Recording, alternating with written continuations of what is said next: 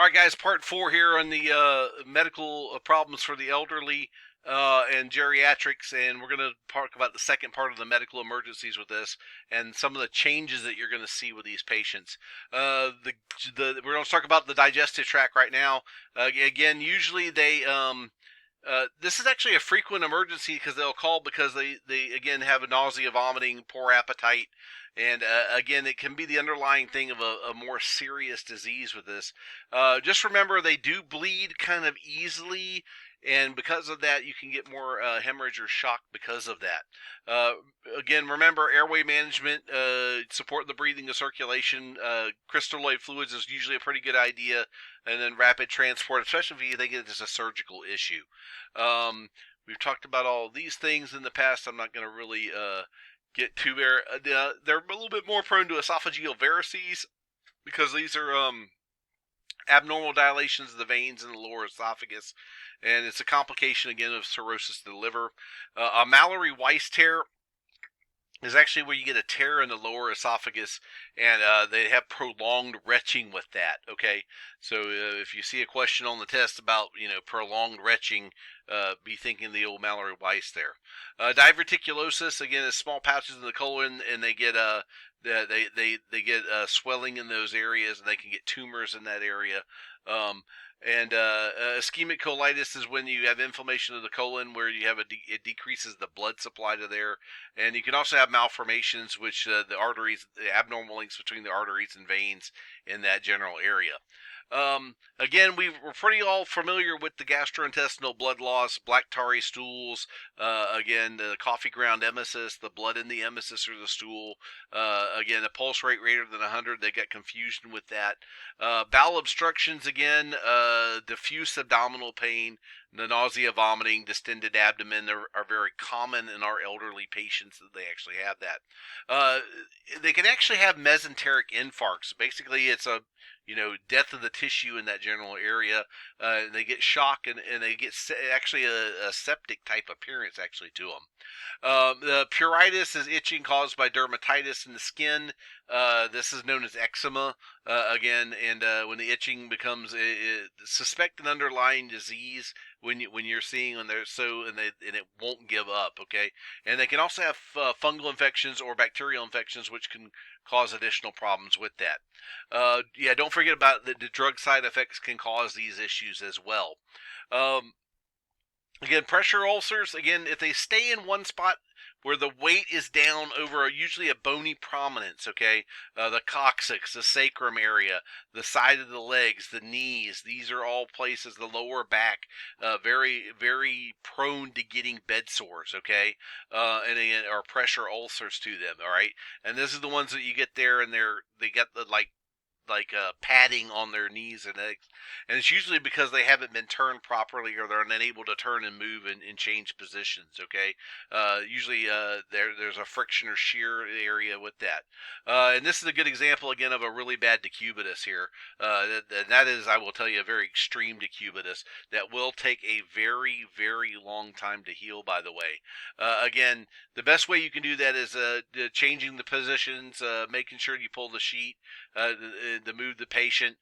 We don't want to move the actual patient with that. Clean, dry areas. Make sure they're not laying in their own sweat or nastiness. Okay, and then clean the ulcers with saline solution, and again cover with a hydrogel dressing. Moist dressing actually is not necessarily a bad thing here, because we want to keep that area again. We don't want to have it dry out too horrible. Osteoarthritis, again, it's very hard for the joints to move. We kind of went over that in the last section. We talked about the musculoskeletal issues with that. Again, but it's a lot more prone in the older patient. And don't forget that they can start losing bone mass due to osteoporosis with this, okay? Usually the best is exercise and drug therapy that they'll use to help strengthen the bones.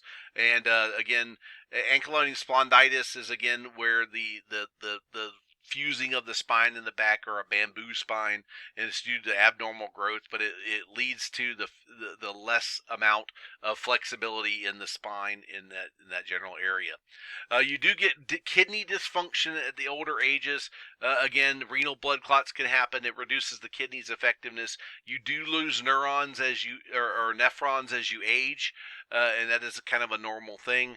Again, and usually, by the way, any type of shock sepsis is going to put them into kidney failure. Okay, prolonged hypertension can also lead to renal disease, and the second that you start going hypotensive is again when these kidneys are going to fail. Okay. Urinary tract infections, very, very prominent with our elderly folks. Again, usually they're immobile. If they have a catheter, it's like that. They're normal. Strokes, again, they'll have the cloudy, foul-smelling urine. They will frequently urinate.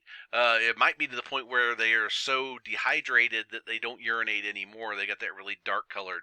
That's where they got the urosepsis going on, and that urosepsis can actually spread to a general septicemia, where you actually get it in the bloodstream after usually 24 to 72 hours after catheterization. That can actually happen.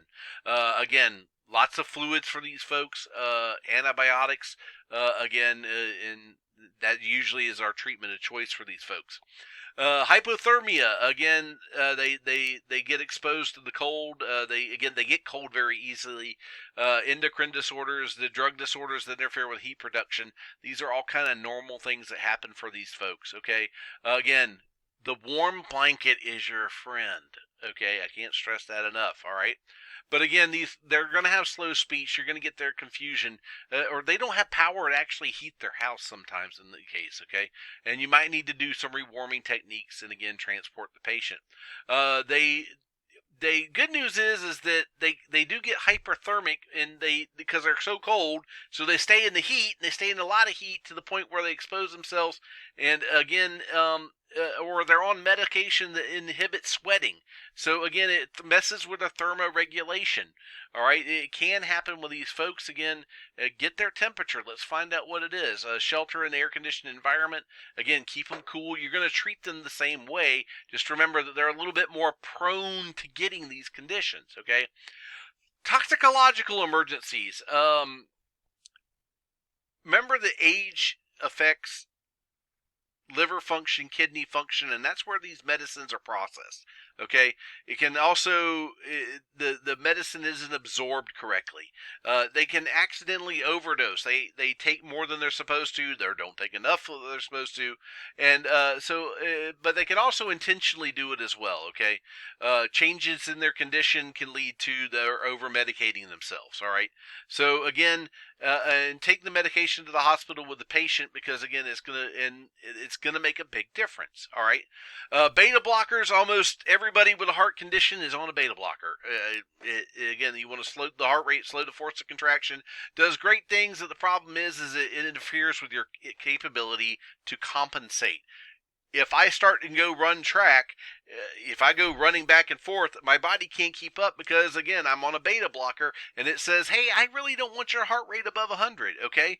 And that's how it works, okay? But that decreases the amount of fuel that I have available to my cells to start tearing that lactic acidosis, because I just ran up and down the street here, okay?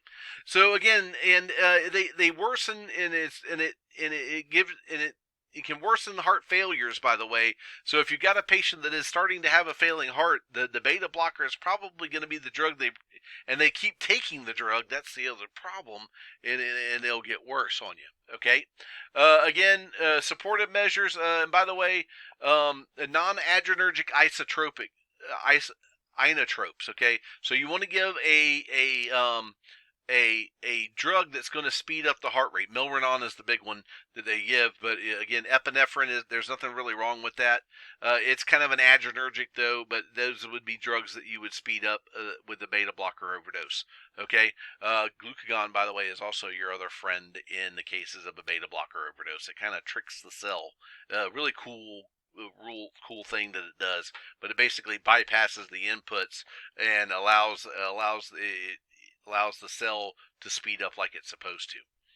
Antihypertensives or diuretics. Again, this is your like HCTZs, those drugs like that. The problem is they can build up and reduce the renal function and again cause problems. But they do excrete too much water and sodium. These two can also cause a problem. ACE inhibitors. Again, remember that they reduce the renin-angiotensin medication vasoconstriction, but you can also have reactions with the ACE inhibitors. Okay. Look out for airway swelling if they're on an ACE inhibitor. All right. Let's see here. Digitalis, again, these are often combined with ACE inhibitors and diuretics to help control blood pressure and certain degrees of cardiogenic shocks and heart failures. It slows heart rate, increases force of contraction while in the therapeutic range. That's why the cardiologists love it. The bad problem is that taking too much can cause some very serious problems and side effects. And again, so the digoxin serum levels, they have to be monitored. And again, if the adverse drug effect is they get really bradycardic on these folks. They get low potassium with this, abdominal comfort, dizziness. They have the ring. They see the visual disturbance. The halo around the lights is a big one. Okay. Usually they'll lavage them. They'll give them Digibind, and usually if they are bradycardic, we have to usually pace them, or we can try Atropine. Atropine actually is rather effective with this type of bradycardia. Anticoagulants, yes, we hate these in trauma. We love them in blood thinning situations. Again, it's to help maintain the flows. And there really are no reversal agents, but they're difficult to dose on these guys. Usually they'll use a low-dose aspirin if they're wanting to use some sort of anticoagulant therapy. Antipsychotics, again, they affect the mood, but remember, these folks are kind of having neurological issues anyway, can throw that definitely off, especially if they are already on a bipolar or an antipsychotic medication. They can build up toxicities quick in our elderly folks, okay? Again, remember where they're processed, usually the liver. And again, most of our elderly patients have a decrease in liver function, okay? Parkinson's disease, usually that's due to a breakdown of dopamine secreting neurons. And you would think, well, we could just give them some dopamine. And it doesn't work that well. I wish it was that easy, okay? And it usually causes an imbalance of the neurotransmitters. And usually they'll give them the psychological. They'll give them drugs, but the problem is when they take too much of it, the Parkinson's medicines, again, they start having psychological and not able to move correctly. Dyskinesia is what that term means. Okay, and again, field managers reduce that patient's anxiety, and simple supportive measures work really good.